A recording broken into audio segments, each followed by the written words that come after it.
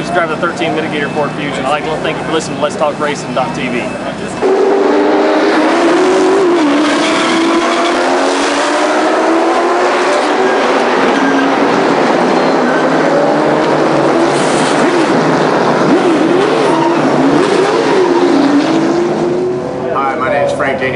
Driver of the number 5 Kiker Motorsports Camry.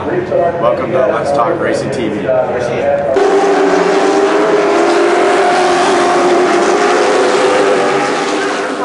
With Rockingham Speedway. Thanks for listening to Let's Talk Racing. I'm Tony Peter, driver of the number 17 Toyota NASCAR Camp World Truck Series, and you're listening to Let's Talk Racing.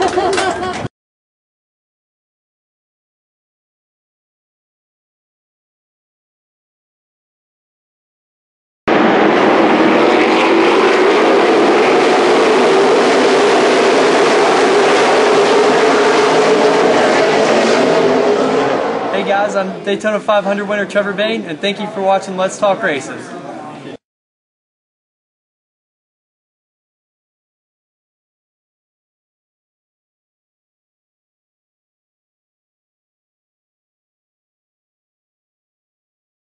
That's a long intro. It's a whole minute, 45 seconds. Good That's God. a long intro. Hey, gets everybody to know what's going on. I'd like to welcome everybody to Let's Talk Racing. Got Matt, myself, and Tommy Tacy here at the front line. And we already have Brad Doty on the line. And we're going to get to him in just 1 second. We're going to do a little house cleaning. CE Falk won again, twin this week at Langley Speedway. Pretty much, he didn't dominate, but he ran very well. I got to give a big shout out to Donnie and Terry Harris. They did a great thing this last weekend. They put on a car show, well over 100 cars. They had guys from all over. Emporia, Virginia come down, and it just wasn't the local guys. We had stunt cars there from the Dukes of Hazzard, everybody. Thomas Stinson brought his Southern Modified down. I got to say a big thanks to him. He was great, raised a lot of money. Now to start tonight. This is Outlaw Night, okay? And I got Brad on the phone, and I'm gonna get him here. Do I need to call the sheriff or something? Man, I want to tell you what. I sat down and was doing some stuff this morning. I have 28 World of Outlaw Championships, and just in 4 guys, okay? Just in 4. 28. They've been going since 1978, so I think that's 35 years, roughly. 28 championships. 29 Knoxville National wins. I lost track at 1,000 wins. Okay? Give up. I gave up after this. They have these things called calculators. 3 Hall of Fame, Sprint Car Hall of Fames. Our first one's on here. He's got a big race coming up. Brad Doty, welcome to the show. Hey, thanks for having me on, but I have to admit right off the top, I am at the bottom of the totem pole with these other guys you have on because wins and everything, they've outnumbered me by a long shot, but I'm glad to be on tonight. Well, if you ask anybody in the sprint car world, the names that always come up are Steve Kinser, Doug Wolfgang, Sammy Swindell, Brad Doty, and Danny Lasoski. Those are probably the ones that everybody knows. So don't sell yourself short. You deserve to be in here with these guys. You know, I appreciate that. Getting involved in the TV business after my accident, obviously, has kept my notoriety up there, and especially with the new generation of younger people that come into the sport. And so I'm fortunate that way, but very, very proud of being a wing sprint car driver at one time, and what some of the wing sprint car drivers are doing today, and how Stewart gets so. He won his World of Outlaws race last year. How proud he was, and so glad to be part of the group. And well deservingly. We got a big race coming up. I've got your book here, and I'm on the second time reading this. We're going to talk a little bit about that. You got a big race coming up. Let's hit on that real quick. Okay.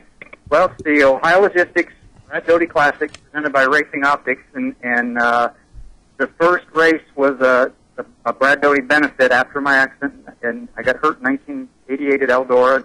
For those that don't know, and paralyzed from the waist down, and the following season, Attica Raceway had a benefit, And after that, they wanted, in my honor, as they called it, named the race after me and called it the Brad Doty Classic. From then on, that wasn't necessarily a benefit, but it went on for many, many years like that. And, of course, I always attended and was a part of it, but never directly affiliated with it. And in 2005, I actually became co-promoter of the event, and the World of Outlaws sanctioned it for the first time that year, and I've been involved ever since. And coming up July 11th will be the 24th annual race. I'm getting old. It'll be the 24th running at Lima Land Motorsports Park in Lima, Ohio, and again, it's World of Outlaws sanctioned, and really a neat little quarter-mile high bank racetrack, and always a good race. And this brings people out of the woodwork to come race this. This is not just a regular World Outlaw show. Of course it is, but everybody comes out to run this thing, don't they?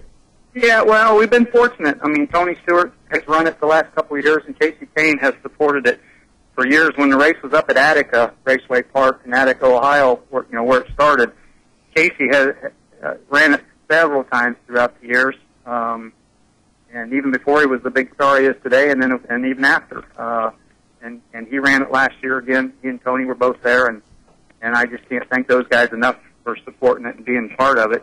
And obviously that brings the status up a little bit when those guys are involved, and the fans know that they're going to be there. And the event's grown into a pretty big deal. It seems like for the fans and the drivers. What else? We know we got the big race there, but what else is going on? I mean, do you do any autograph sessions? What do you got going on? Kind of a pre-race deal. Well, actually, yeah, Dave Arterbright and I just did a book signing out at Kokomo Speedway in Indiana, the World of Outlaws race out there, and have a couple book signings scheduled.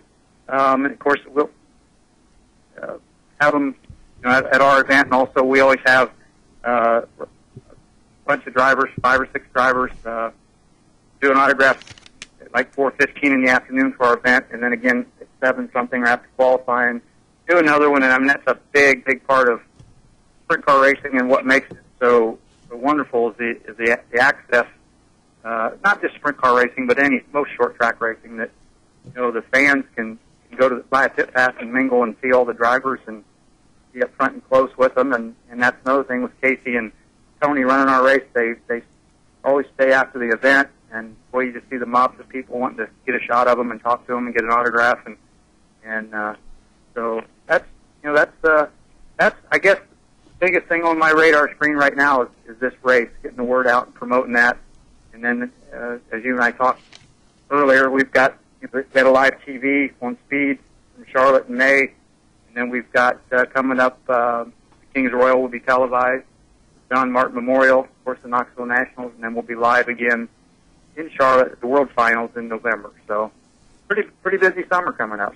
Yeah, it sounds like you're going to be doing a little bit of traveling. I did get to catch you on the Charlotte race that they had live on Speed during the All-Star weekend, and that kind of tended to be a pretty exciting race down there, didn't it? Yeah, it did. Sammy was kind of controversial and got some things stirred up, and actually got me in trouble on the message boards and on Twitter. I got beat up a little bit for being accused of being a Sammy Swindell fan for sticking up for him when he and Cody Dara got together. But for those, they must have been pretty narrow-minded or their selective hearing, because prior to Sammy getting together with Cody Dara, he flat took out Paul McMahon, put a nasty slide job on him, and hit Paul McMahon and took him out of the race. And I called it that way, that it was a bad slide job, and basically, I didn't blast Sammy and call him an idiot, but I said it was his fault. It wasn't a good slide job.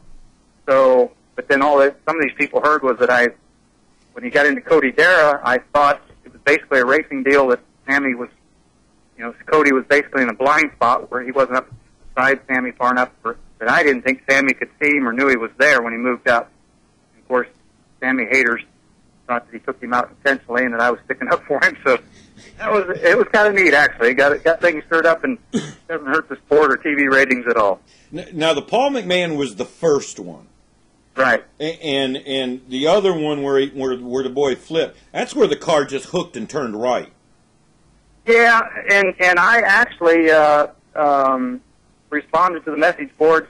There was some rough stuff in the middle of the racetrack, and I said that Sammy hit that first and pushed, and somebody responded that he hit Sarah's left rear or left front, and that's why Sammy's car pushed. And I did see another angle of it that may have happened, but regardless, when a sprint car makes contact with their right rear makes contact with somebody's left front, unless they've passed that person prior to hitting their left front, which Sammy didn't do, you can't see it. You don't know it as a sprint car driver. Yeah. You don't know that somebody's out there. And, Sammy was trying to get back to the top, get the cushion, as Dara was trying to go around, race back around on the outside, and they just got together, and unfortunately for Dara, he got upside down. And even some of Dara's own crew didn't 100% blame Sammy for that one. Yeah, and I saw it. I saw it live, and I saw the Paul McMahon incident, and I was kind of, I'm with you on it. Yeah, he just didn't get that slide job clear on Paul. But the other one, I was like, no, that was just a pure racing deal. I got to agree with you on that. I stick up for you. That was a good call. But the whole night, that was a good race that night. It was. It was an exciting night. Everything, and it just switched off. And I tell you, we've been fortunate. At Charlotte, the World Finals, in November, last year was great racing, and come right down to points battle between, especially the late model deal and stuff, and having the big block modifieds, and it's neat to pack that place with no NASCAR race across the street. It just shows how popular that race has become. Yep. Now, with the TV race back in May, obviously the Coke 600 was right across the street, and it's a big crowd for sprint cars. But when you figure there's 150 or so thousand across the street, and maybe only 15 or 20 come to the dirt track race, it's still nothing to write home about. But when you pack the place with 15,000 or so people in November, when it's bitter cold at times, and when you see they're dirt heroes, and that's a pretty good feeling. That's a really good deal. We said you got a softball game, so we're going to try to get you out of here real quick. But I got to talk about this book, and I was very fortunate to get one of your books. And my theory is on this is whenever I read a book, if it's a good book, I'll hear the man that wrote the story tell the story, and I hear this is you. This is such a great book, and you wrote it. You can tell that you wrote it. It's not something that I know Dave Argabright helped you on it, but this is a great book. I just can't. I'm amazed by it. Well, I really appreciate that, but I do have to. I mean, they definitely my words. But as you said, Dave Argabright actually wrote it, but they are my words, and I edited every chapter, every word for word, and tried to, as you said. There were times that maybe a phrase was maybe something more that, or not exactly the way I would say something. Yeah. And I would tell Dave, I said, well, that's not the way I would word that. This isn't exactly how I said that. That kind of thing, and a big part of it. And that was Dave's first book as well. And of course, he's done 7 or 8 actually total now. And but he obviously was a big part of that. But I appreciate what you're saying, and I do hear that a lot, and especially being on TV and people hearing my voice and the way I talk, and some tease me the Ohio accent. Didn't realize I had, but so the slang, I guess. But anyway, people that hear my voice say that when they read the book, they can hear me, and that's quite a compliment. I've got to ask you about one thing, and I was just kind of looking through it. There's a great paraphrase in it, and I kind of want you to tell everybody about it. And let me see if I got this right. Don't just fix, just do. Let me see if I can find it. I know that's wrong. I got it in the top of my head, and I can't recall what a lot of words in that book. I know, and I meant to find it earlier, and I apologize. is it pertaining to after my accident or? No, I think it was just before your accident. Oh, I know what you're talking about. I know exactly what. Yeah, I was driving for Ron Pack and the 4A car, and the young boys, I call them boys, working on it were from Memphis, Tennessee, and we were all in a hotel one night, and the one started gathering up, and they're always fixing to do things. You know, instead of doing, I said, "What are you going to do?" "Well, I'm fixing to do this," or "I'm fixing to do that." So the one boy was grabbing it, he's gathering up his stuff, and he's going to take a shower, and we were all going to go out that night. I think we got rained out somewhere, and I said, "What are you doing?" He said, "Well, I'm fixing to take a shower." And I said, "While you're fixing to, I'm going to take one." And I ran in the bathroom and shut the door and got in the shower before he did. And that's why I really teased him. I said, "Instead of fixing to do it, you just got to do it," you know. So that's what you're talking about. That's exactly what I'm talking about. Yep. I teased him about that for a long time. You know, it just there were some really good guys, really good young guys. And Tony Wilson was a young guy, mechanic and kind of the team manager at the time. And boy, we just not the best equipment in the world, and we won some big races and had some good times together. Yeah, and that's the thing that you get out of this book. You besides some of the stuff that happened during it, you were not bashful to put in there the bad stuff, but you guys always seemed to make sure that you had a good time no matter what you were doing. Yeah, we tried to. I mean, there were some miserable times too, and we talk about that in the book. And anybody that tries to race a sprint car for a living and live with their crew, and especially in those days, I mean, we rode in a dually pickup truck. We were together 24/7. You know, where today, especially in the World of Outlaws drivers, even if the driver rides with the rig, generally they're back in the trailer, you know, where the team's up in the truck, or at least they can get separated. When you're stuck in a crew cab dually going coast to coast, you can wear on each other a little bit. And that happens. That happens quite a bit, not only in sprint cars and everything else. Absolutely, yep. Some of these guys spend more time with their crews than they do their wives or spouses. So, you know, you better be able to get along. That's right. I know you got to get going. We're going to get Steve Kinser on here next. But Brad, I want to thank you for coming on. And I'm going to tell everybody, go get this book. I don't care where you find it at. It's on Kindle, or not Kindle. Amazon, I think you can find it. But Dave, the best he uses is DaveArgerbright.com. He's got all his books on sale there. And also anybody interested, and I got to do my promoter's hat here, Lima Land, L-I-M-A Land, limaland.com for information and tickets for our World of Outlaws race coming up July 11th. And if you're in Ohio, that's a can't miss. You got to go to this one. So, Brad, thanks. We'll be talking to you soon, and we're gonna have another Outlaw night. So we're gonna get you back on. You got a lot of heavy hitters getting on here, so I'll get off and talk to the real heroes. Oh, you're still my hero, man. Thanks, Brad. Thanks for having me on. All right, Brad. All right, bye. You have to call all of them?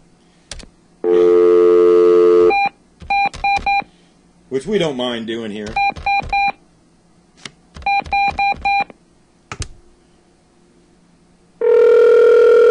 We're running just a little bit late. So hopefully, yeah, we're okay with that.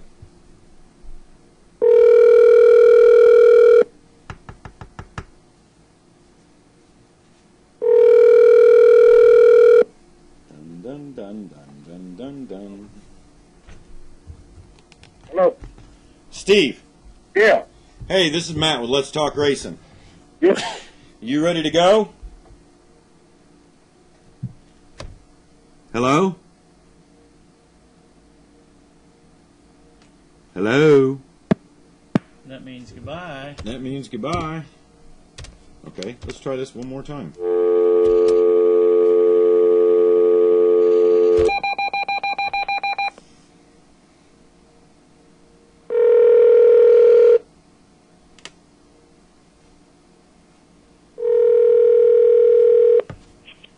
Yes. Steve. Yeah. Hey, this is Matt with Let's Talk Racing. Yeah. Are you ready to go on? I'm ready. All right, we are actually on the air. I was going to say good thing because we're yeah, already good thing live. because we're on the air. We're running really late, so we're just doing this right here, okay? Okay. You're only 4 minutes late. Jeez, we've been 20 minutes late. Yeah, I know.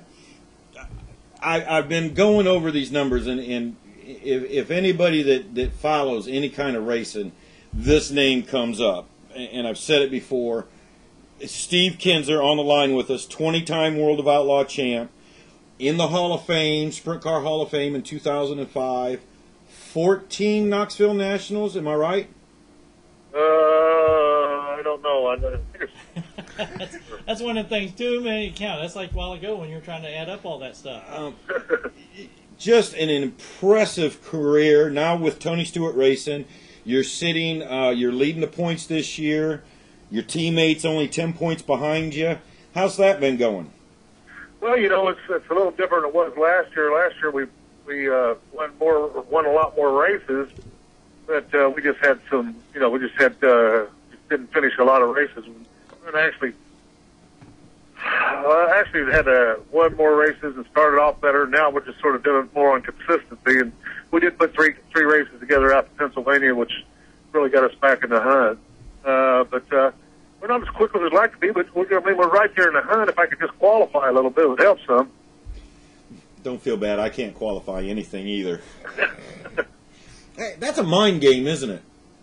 Well, I don't know what it is. You know, it's sort of a tough situation. It's something we've been struggling with the last 4 or 5 races.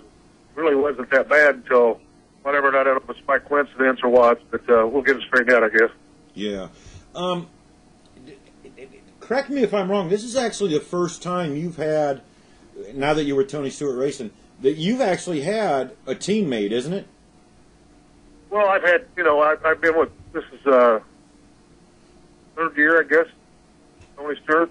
Yeah. So I've had, you know, I've had Craig as a teammate, my boy running and stuff, and then, but Donnie's been a teammate for the last 2 or 3 years and been a good teammate too. I'll tell you that.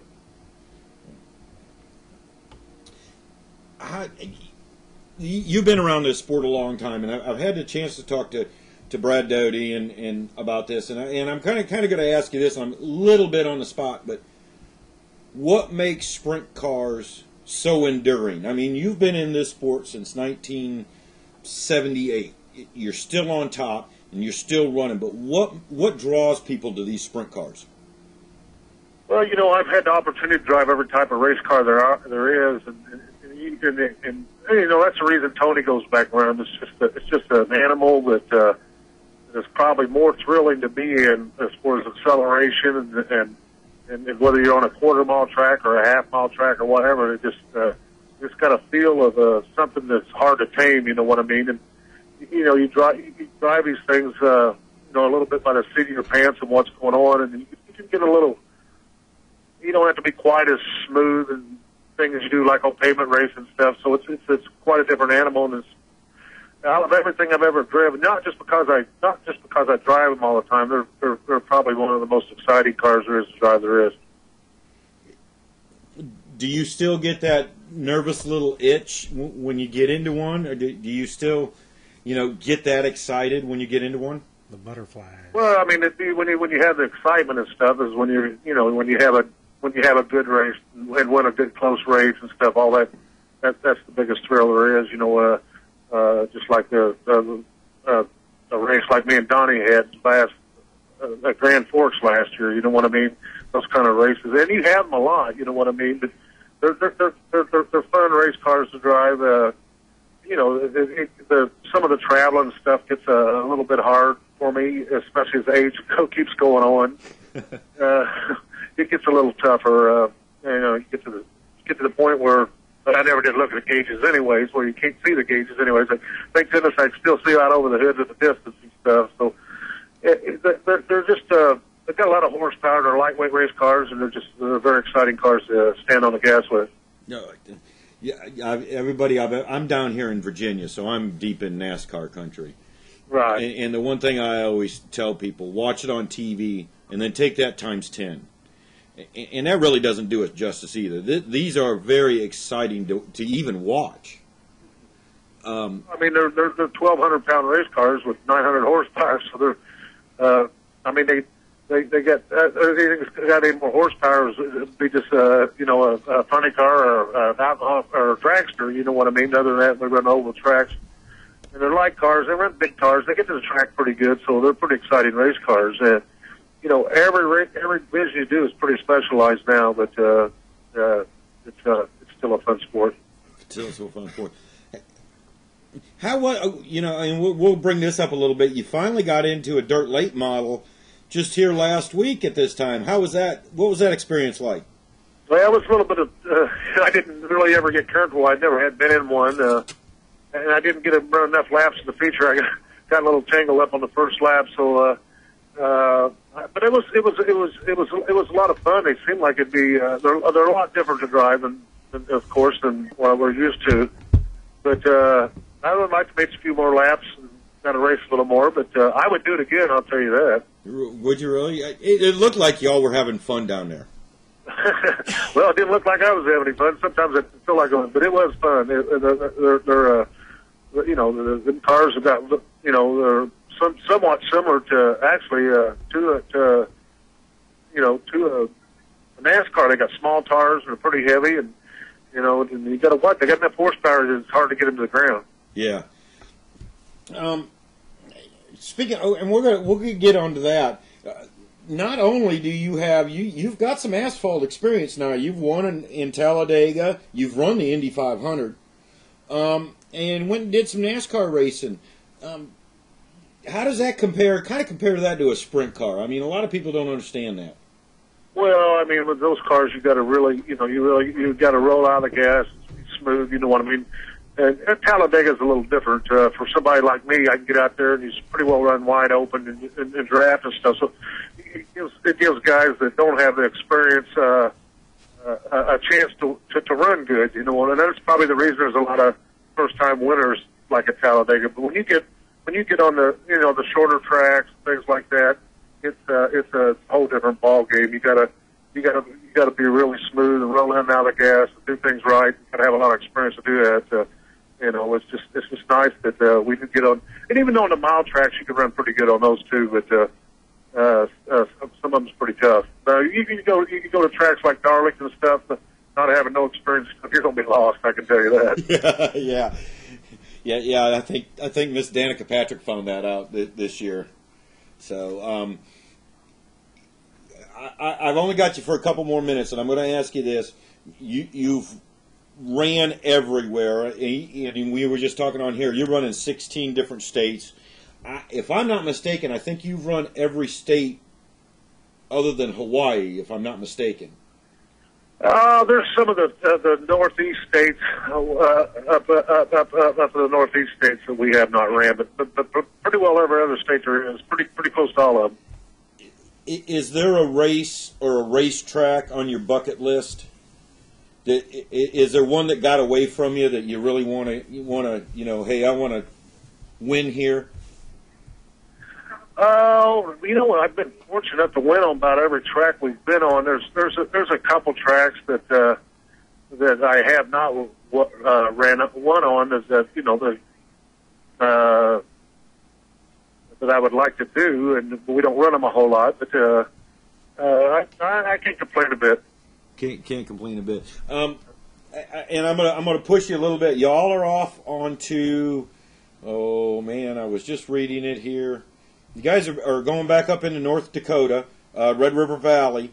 Right. And then July, you guys are going to be doing, and I want to bring this up because Brad was just on. Going to be doing a classic race, huh? Yep, we'll always do the Brad Doty Classic and stuff. It's the Lima, Ohio. It's always a fun race too. We've been fortunate enough to win that race a couple of times.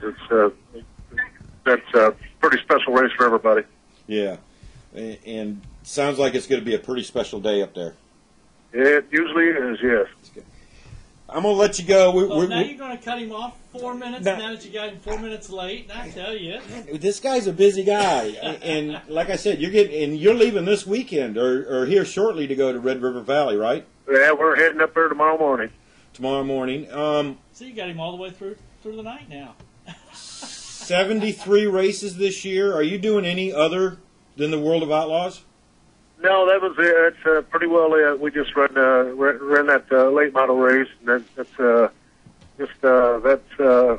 rest of it's supposed to be World of Outlaw sprint car races. In the fall I went out and did one of the ran for Royal Jones out there at El Paso, a 360 race. But other than that, that's about it. I pretty well just run the World of Outlaws. Yeah. Any midget racing?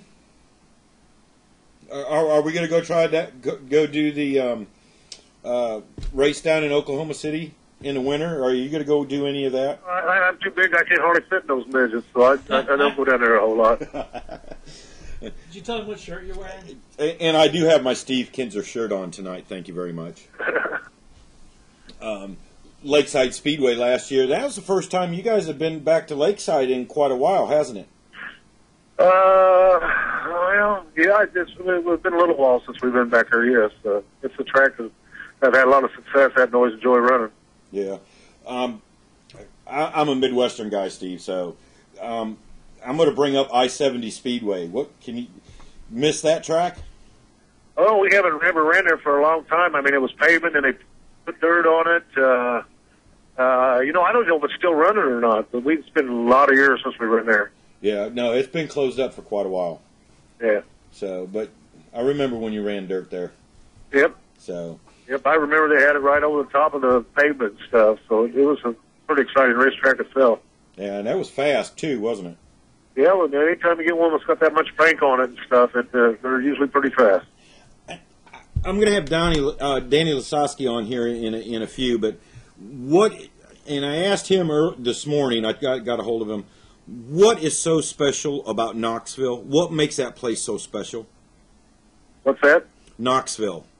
What makes that place so special? This thing is a purse they pay. That's the biggest thing that makes it special. This is definitely by far our biggest paying purse, and it's not only. It pays us $160,000 a win, but it pays good all the way back through, and that makes it pretty special right there. Yeah. You've only got 14 wins there? Only? Are we going to have 15? Doesn't matter. I have one more here in August. Well, I tell you what, I give you even money on that one, because I don't think there's anybody better. Lasoski and maybe Sammy, but you're the man there. Last two times I went there, I didn't look like I had any business being there, but we do normally run pretty good there. Yeah. When is Steve going to hang it up? Have you set a time frame or anything? Well, I don't know. I'm just taking it year to year right now, and I got to thank Tony Stewart Racing for giving me the opportunity to keep running.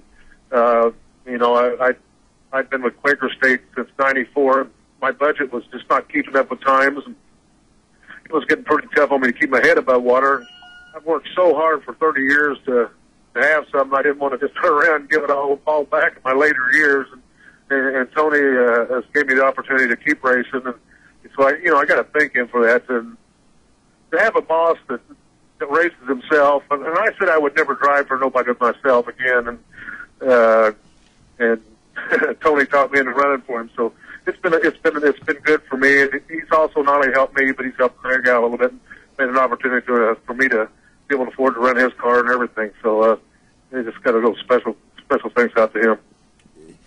Yeah, he seems like he'd be a pretty cool boss. Well, anytime you got a boss that races and drove cars as much as he is, he knows what kind of situation, how much pressure we put on ourselves. And it's not like you don't get a whole lot of ass chewings out of him anyway. I'll bet. So, listen, Steve, thanks for being on with us tonight. Good luck in your hunt for the championship this year. And good luck at the Knoxville Nationals. And I hope to have you on here again soon. I appreciate it. All right. Have a good night. Good luck. All right. Thank you. All right. Thanks. Now off to the next one.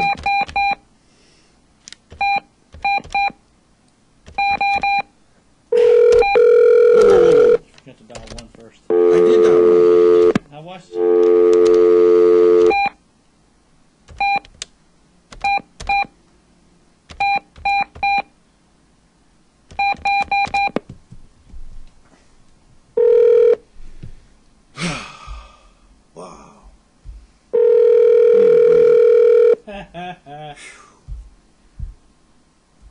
Smartphone's whipping your butt.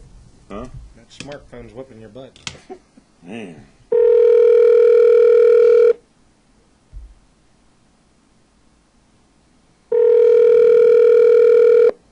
This is Donnie.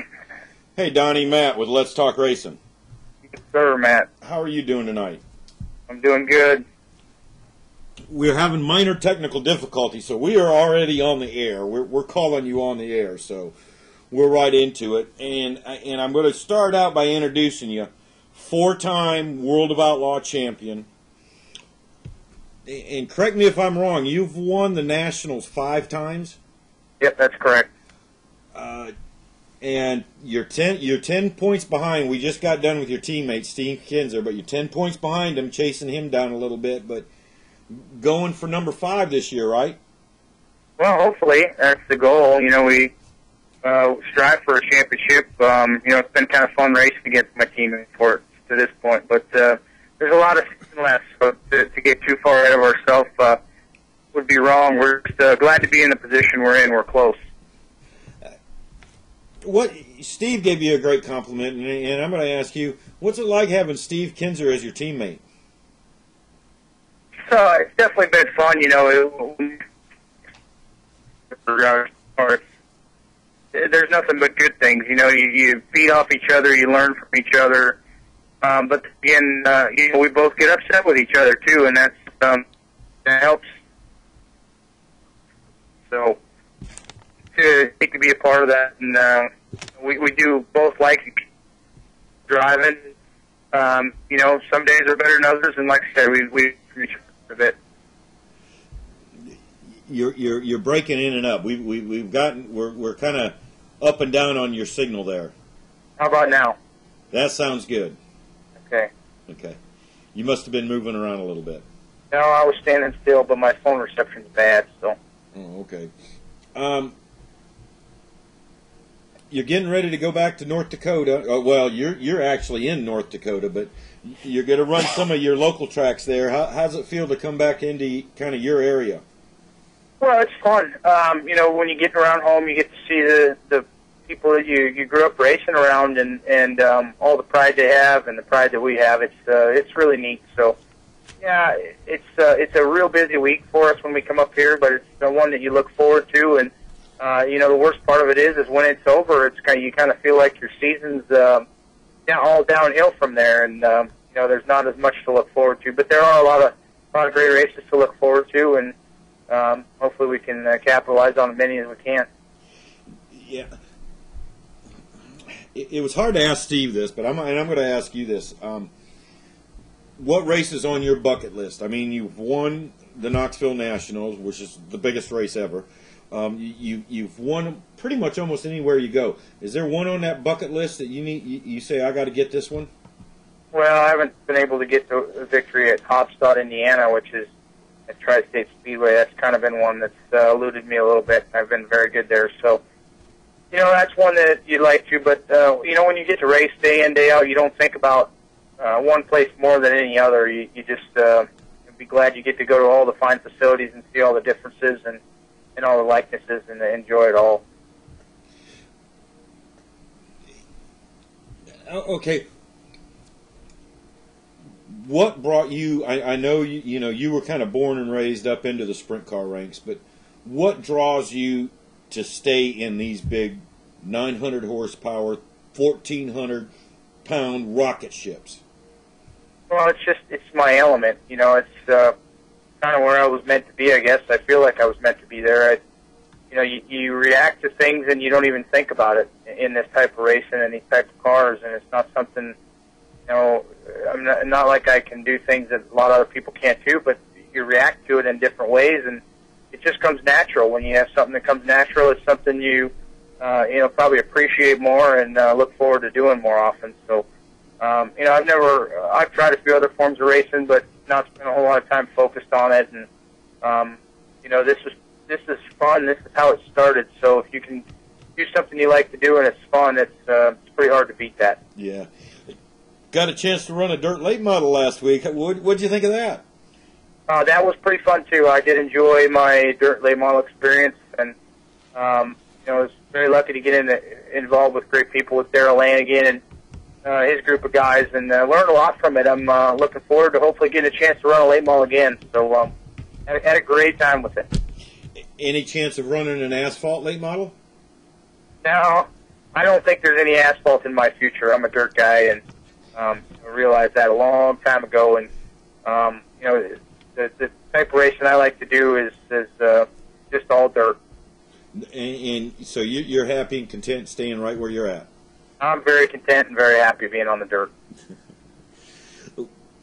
I really enjoy watching you run, and you and Steve and some of the guys. And you've been around for quite a while and kind of setting the name for yourself. How long does Donny Schatz plan on staying in sprint cars?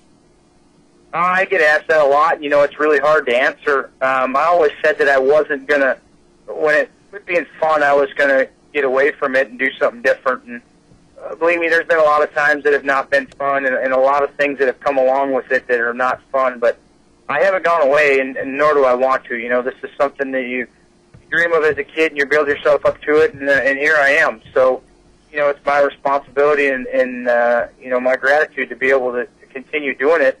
I don't know.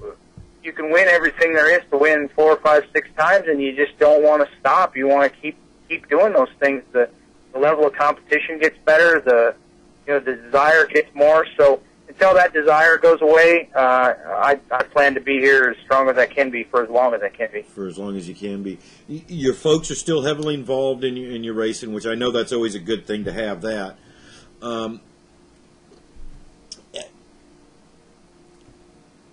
Oh, man, now I just got tongue-tied. Who is your idol?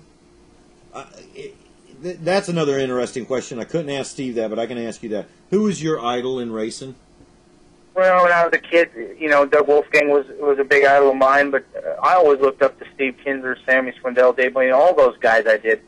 I was big fans of all of them, and, when I was fans of them, Steve was the one that was doing all the winning, and the rest of them, you always liked the guy that wasn't winning the most. So, I can relate to that, and, they've all become heroes, and it's actually a little bit different now that you know all those guys, and you look at them a little bit differently. You put yourself in that category with them. It's a little different, pretty neat, but, they're all still, they're still icons, and still, I hold my head high to them. Yeah, exactly. I'm going to bring this up because I just had him on here. We had Brad Doty on earlier, and how does it feel to go to a Brad Doty Classic race?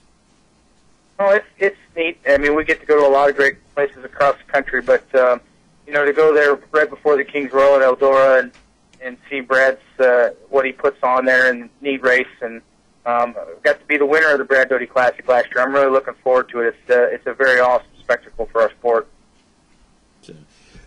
Yeah, that's right. You did win it last year. I forgot about that. Man, I got to do my homework a little bit better here. Old age is catching up with you. Old age is definitely catching up with me. Donnie, I want to thank you for coming on. I hope to have you on here soon. You just. I tell you. Got any people you really want to thank out there? I shouldn't have to ask you that, but Yeah, there's lots of people I got to thank. Everybody involved with Tony Stewart Racing, the guys on the team that work their tails off for me, and the people that make it happen with us at TP Armor and Chevrolet. They're definitely the best there are. You got a damn good crew. I've had a chance to watch y'all work, so damn good crew, and I wish you the best. I hope you get your 6th Knoxville National and your 5th championship this year, and best of luck to you. You need to get Tony to hop on here sometime with you. Yeah. Always fun to compare when they have the owner and the drivers together. So, but Donnie, thanks for calling in, and we'll get you back on here soon. Thanks, bud. All right, thanks. Speaker first. Okay. This one is one I'm really looking forward to, and I'll give him a. I don't know how I'm going to do this one. This one's going to be fun. You need to breathe first. Yeah, I haven't stopped. I haven't. It's just been. You're starting to run out of air. Hey. Danny. How are you, sir? I'm doing good. This is Matt from Let's Talk Racing. Are you ready to go? I'm ready to go. Well, That's a good thing. we're having technical difficulties, so we're on the air. It's a technical difficulty if you're behind. He figures if he's behind, it's a technical difficulty. It's a technical You watched difficulty. him operate that phone? Operator error is what it is. Operator It's a error. technical difficulty. Oh, I know one When way did of you fixing get- a computer. When did you get technical? So, okay, here we gotta go. We're gonna try to do this. 9 championships at Knoxville Speedway, 98 wins. As of May 11th, 2011, by a telltale little website, 386 A-Main feature wins, 4 Knoxville Nationals. You were champion in 2001 of the World of Outlaws, correct? That's correct. And another little interesting tidbit, ran IROC. You did win one IROC race, correct? That's correct. Texas Motor Speedway. Texas Motor Speedway. Danny the Dude Lasoski. And I'm honored to have you on here. We just got done with Donny Schatz and Steve Kinser and Brad Doty, and honored to have you on here. Well, it's an honor to be on it. We really appreciate it. And what's Danny been up to? What are you doing now? Give us a little update. Well, I'm kind of the original outlaw again. I've got, I think I got 4 car owners right now. That's helping me race. I have 102 races on my schedule, not counting rainouts, and I've been staying pretty busy. And you're not doing it's just like you said, you're back to the original outlaw. Where else are you running besides the World of Outlaws? We're running the World Outlaws. We're running ASCS National Tour, some Pennsylvania stuff, and anywhere else in the Midwest. Anywhere else in the Midwest. Sounds like he's doing a Richard Petty thing, back in the old days. Well, a Missouri boy, and pretty much you were born to race, weren't you? It seems that way, yes. It's something that is near and dear to my heart. I have loved it from a young age. When I worked on it with my dad and my Uncle Tom driving. And, the town that I lived in was a population of 126, and if anyone would ever told me that this little redneck would have left the town and done what done, I don't think I would have believed him. But sprint car racing has been very, very, very good to me. And we enjoy you in the sprint car world, and you're probably one of the most brightest characters out there. That's a nice way to put it. I haven't quite been put that way before, but thank you very much. Well, I bring this up because there was the incident at a certain Knoxville Nationals, and I believe you had won the year before, and it made a big hype on YouTube there for a little while about an argument with your dad. Oh yeah, that made it all over everywhere. But you know what? Most people don't realize that's who gave me the fire. The desire, the gut-wrenching desire to win. And most people don't know that was over before it even started. They made a way bigger deal out of it. Actually, my father's my best friend. He works in my shop every single day on our race cars. And like I said, I guess it was good for TV, and it's a laugh that he and I just laugh about now all the time. Hey, anything in the news is always usually good for something. Press usually does take things and blow it out of proportion, and I had heard by somebody that was down there that's not all it was. It wasn't as bad as what it seemed. Not at all. Not at all. It's just if anyone knows me and anyone's been around the Knoxville Nationals, when you are in the heat of battle, you are in the heat of battle. And he just was in the wrong place at the wrong time, pointing my finger when I didn't know who it was. And it was just unfortunate that TV cameras on because it was over before it even started. Exactly. Your dad still helps you out a lot. And now you said 4 different car owners here. Are you still running your own? Oh yeah, running my own all the outlaw shows. And yes, my father is instrumental in my racing program, majorly. He works on that thing 365 days a year. He even works Christmas Day in our shop. He goes to Knoxville every Saturday with us when I'm there, and when I'm not there, he goes with my nephew Brian Brown. And again, he loves this racing as much as I do, and still today works really hard at it. Really hard at it. Time to go get Terry's. I'm gonna bring up one of your previous car owners, and we were just talking to it. And the reason I want to bring this up is because what he did, I thought was so. Not a lot of car owners would do this, and I'm talking about Tony Stewart. And do you want to kind of take it from there? Oh, second to none. Top of the guy. I mean, the guy is in my book, first of all, I think he is the single talented race car driver that we have in all times. I know we've had great ones like A.J. Floyd. We've had, Steve Kinser, undoubtedly is the best sprint car driver, but all-around driver, I put Tony Stewart against anybody. And it's an honor to consider him. Go ahead. That's in a nutshell. The guy is a great guy, and he has a passion for motor racing, not just sprint cars, but every kind of sport, motor racing sport. And he'll try anything. The guy's talented. He can drive anything. You put a wheelbarrow out there, he can drive it. That I've heard that before with him. But he ended up having to let you go, and he did exactly what he said. He sold you the team, didn't he? Well, that's the deal we had. When we first started this Lasoski Stewart Motorsports, if you will, it began with a handshake. He said, "Hey, man, you just can't. You're just like I was when we started. With all you have is a helmet bag and a seat." He said, "I want to get involved with sprint car racing, but I don't want to spend any of my own money." He said, "I think we can do it." I said, "Okay." He said, "This is your team." He said, "It'll be my name only on it. It's your team, and at the end of our whatever long you want to race, whatever we do, for $1, it's all yours." And he did exactly what he said he'd done, and you got to commend the guy for that. You really got to commend the guy, and then you took it you took it and you ran with it for a couple of years, and still are running it now. But 3 other team owners, that kind of, I'm down here in NASCAR country. What's that all about? Let's talk about that a little bit. Well, I'm driving. Actually, this weekend I'm driving 360 ASCS National Tour for Mark Birch. I'm driving Sunday for Jeff Whitehead in Wichita, Kansas, and then we're just putting a deal together with Zimco to run Pennsylvania. So staying pretty busy. Staying real busy. 100 and some odd races this year.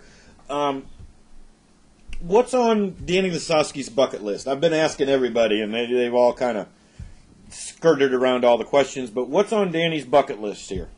When it comes to bucket list on the racing part of it, yeah. Is that what I have been very fortunate to be able to win almost every big race except for 2. And there's 2 that I've run second in numerous times and haven't been lucky enough to win, and that is the Kings Royal and the Williams Grove Open. I've won, the Knoxville Nationals, the Lernerville Donald Martin World, the Gold Cup at Chico. We've won, you name it, we've won, the Winter Nationals, Devils World. Every one of them that has come to mind, we've won. And those 2 have eluded me, and that's the 2 that, if we had one to fulfill our bucket list, those are the 2 we'd sure like to get. Are you going to make the Brad Doty Classic this year? Doesn't look like it, no. Oh, man. Oh, man. Sure wish we could, but running, with scheduling and everything, doesn't look like we're going to make it. Darn. Well, I know you got other races coming up on. I'm going to touch on this a little bit, and we've got plenty of time to do this. So, Doc, you can just go away. And this morning we touched on it a little bit. 1994, you kind of went through a little bit of a scary moment, didn't you? Actually, I'm not scared of anything or anybody, but I was sure shocked in 1994 when that doctor came out of the room and told me that I had testicular cancer and it was malignant and it had to be removed. And I said, hold on, what do you mean? I didn't understand this. It's like someone hit you in the forehead with a sledgehammer. He said, I had a doctor that had a personality like dust. I had absolutely no emotion. He said, well, I guess I'm just going to tell you how it is. He said, if this has spread through your lymph nodes, you have 6 months. I said, 6 months for what? To get it done? He said, no, Danny, 6 months and you're done. I said, you talking about put life in perspective really quick. That's what he did. He says, we have to get this, and we have to take care of it now. And I said, hold on. I got 6 races in 7 days. He said, you better get the racing right now because Monday morning at 6 a.m. we're taking this out. So I raced that Friday, Saturday, and Sunday, and Monday morning went in there, and they do what they do. They took it out, and I was supposed to be R&R for, I think, 2.5 weeks. I got out Monday night, and I was in the race car on Saturday afternoon. And that was a pretty scary situation there, wasn't it? Oh, yeah. didn't know what to expect. I went back each week and we got tested, and he's seen improvement each week. And thank the good Lord above, we're still here. And still kicking butt as competitive as ever. Yeah, competitive as ever. We feel great. I feel stronger mentally and physically now than I did when I'm 21. It's amazing. Everyone looks at Steve Kinser still getting the job done, Sammy Swindell's getting the job done, Hoggenshaw's getting the job. All those guys are older than me, so I figured once Steve retires, I still have 5 more years. He's 5 years older than me. But are these guys ever going to retire? I mean, what makes? I've talked a little bit about what these guys are. You're right at 50, if I'm not mistaken. That's correct. Steve Kinser's like 56. Sammy's the exact same age. Why are these guys racing? Because they can. Why are they still trying to drive these sprint cars at this age? I mean, what makes sprint cars that enduring? It's like strapping yourself to a rocket. Think about this: 1,200 pounds, 900 horsepower. Where are you going to get that? You're not going to get it. And I've asked people that's retired. I said, "How do you do it? How do you get out of these cars and say that's enough?" And no one can ever answer that question. So, I guess basically, what for me, I can't speak for Steve or Sammy, and I bet you if you ask them, it's pretty close to the same story. I get up in the morning, and I don't think about how I can be a better driver, win races, win a championship, and do a better job, just be all-around better racer. First thing I think about if I'm going to mow my yard today or if I'm going to do whatever, I'm done. I'm not going to be a farewell tour, not going to be see you later tour, nothing. I'm done because once you lose that burn to win, I'd say your career's over. Well, okay. For Danny Lasoski, do you think you'll ever get to that point? I'm not even close right now. And that's good to hear. That really is. Are we ever going to try to win another World of Outlaw championship? Do you think you'll ever try to go back? I know, what you're doing now is probably a little bit better. You're back doing the original Outlaw thing and running all over to different places. But you think you're ever going to try to do it again? Do I think I am, or do I want to? Well, how about both? Both. Absolutely, positively, without a doubt, want to both do and have a desire to, and hopefully that we can do that. Yes, because for me, this racing, the original Outlaw Tour all over the place is fantastic, but I want to beat the best, and if you're going to beat the best, you got to race the best. The best is out there with the World of Outlaws.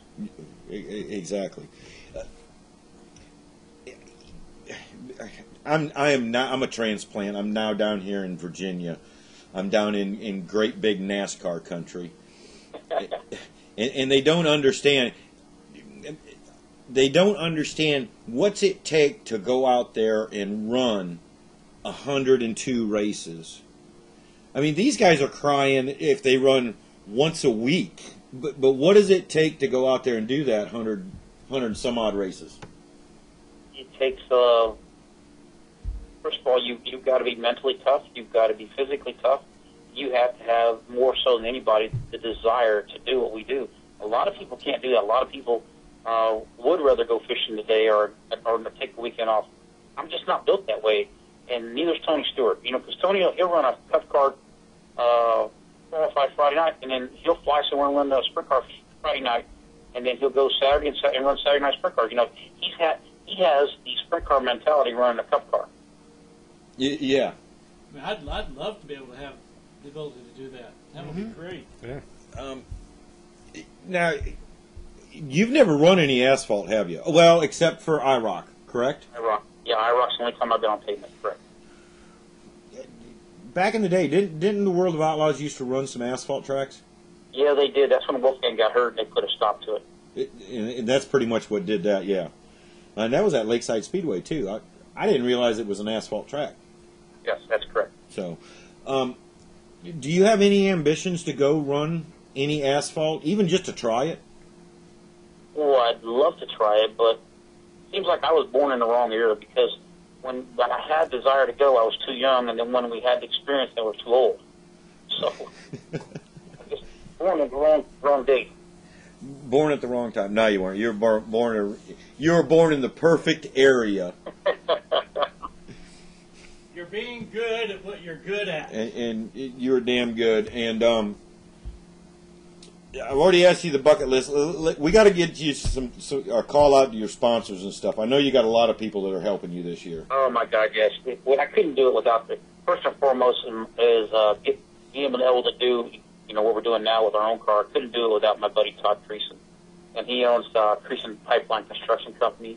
My buddy Tony Ross. Those two guys are making it happen for us, and with the help of Paul Kisser on the engines, Triple X chassis, and Ronnie Gitfield with our truck.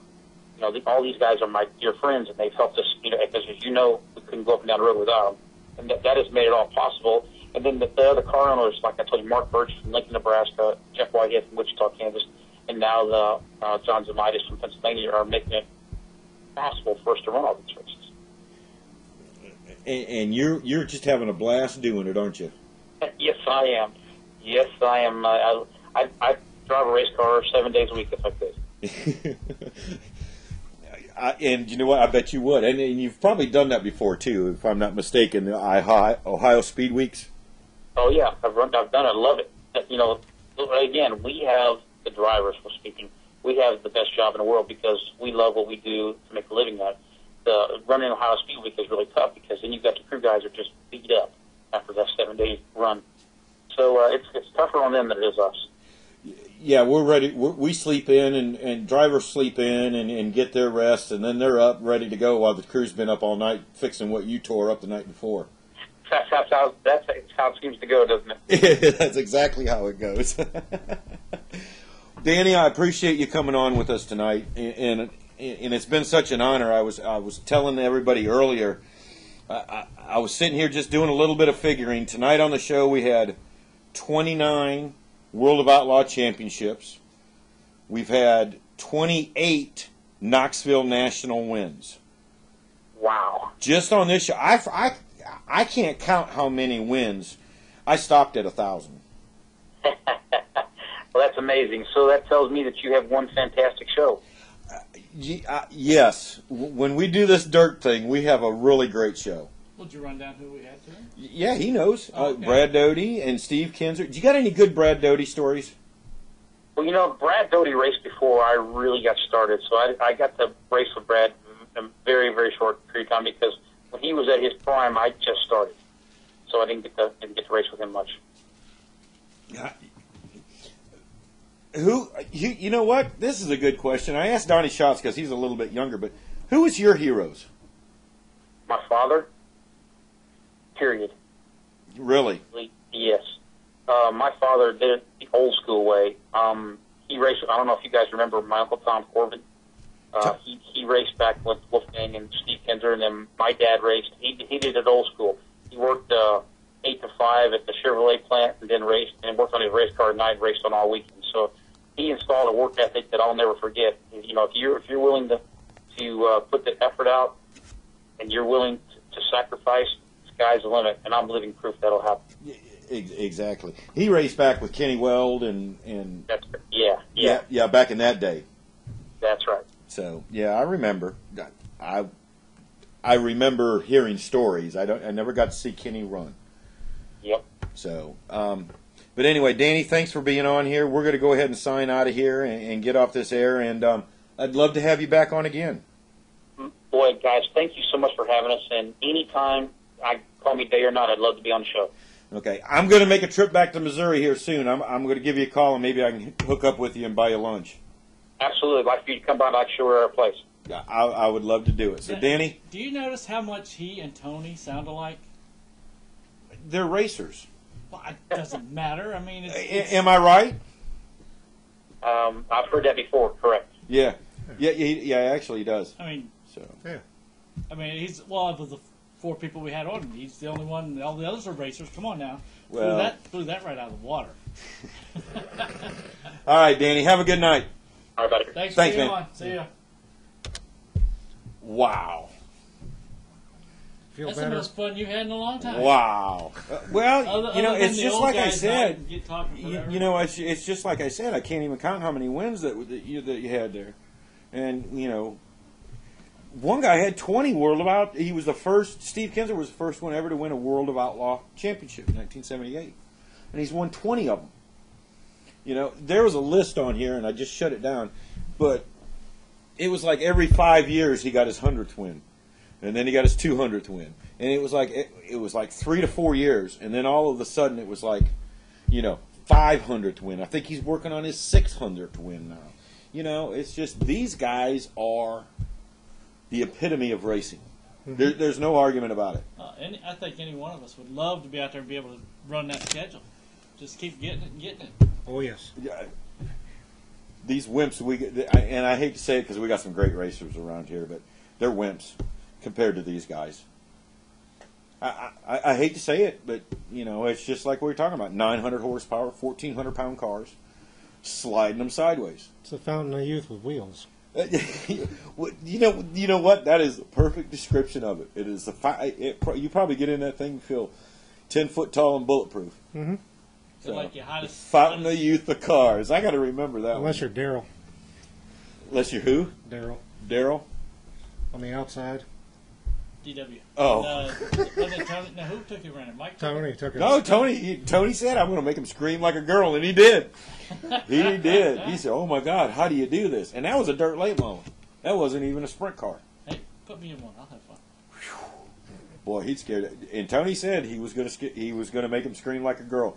Damned if he didn't. I think Tony had more fun doing it. Oh God, yeah, you know he would. Oh, it was hilarious. And that was a good show. That was. Kyle Busch won that race.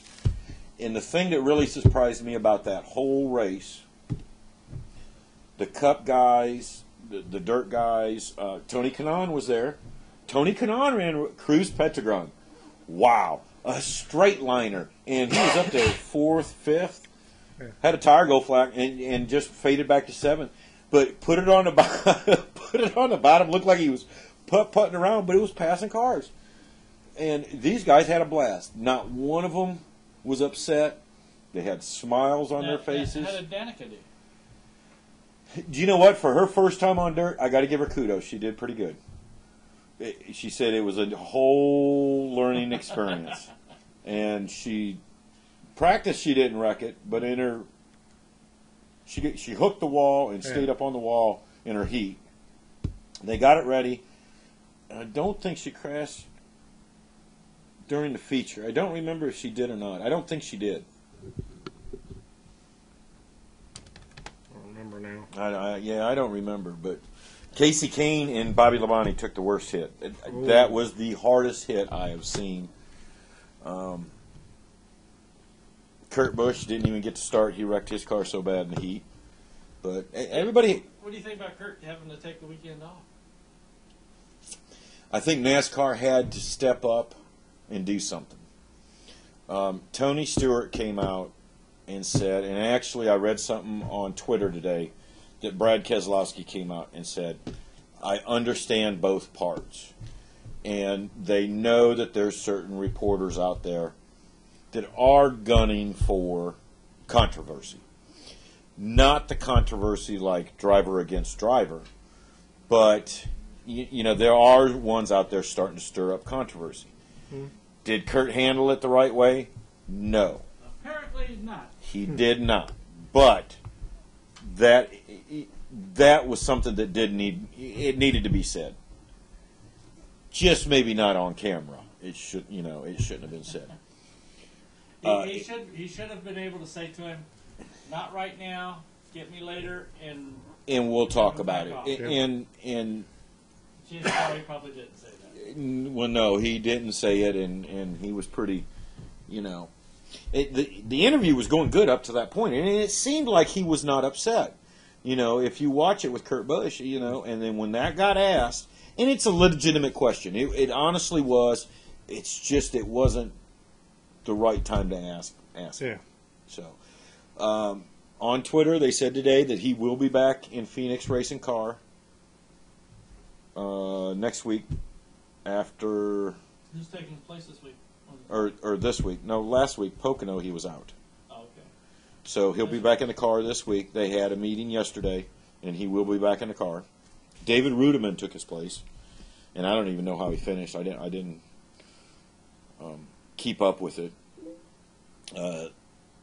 Joey Logano won this weekend. Yep. So, From the pole. From the pole. So he did a pretty good job. So anyway, let's get out of here. Time to go. I'd like to thank everybody for watching the show tonight, and we will see you next week. See ya! Hi, my name is Natalie Sather. I drive the 94 K&N Lady Eagle Safety Wear Butler Built Seats, Bell Helmets, Hooker Harness Seatbelts, number 94 at South Boston Speedway. Be sure to listen to Let's Talk Racing TV. I'm Sam Hunt, driving 42 car. I want to thank Let's Talk Racing. Hey guys, I'm Daytona 500 winner Trevor Bain, and thank you for watching Let's Talk Racing.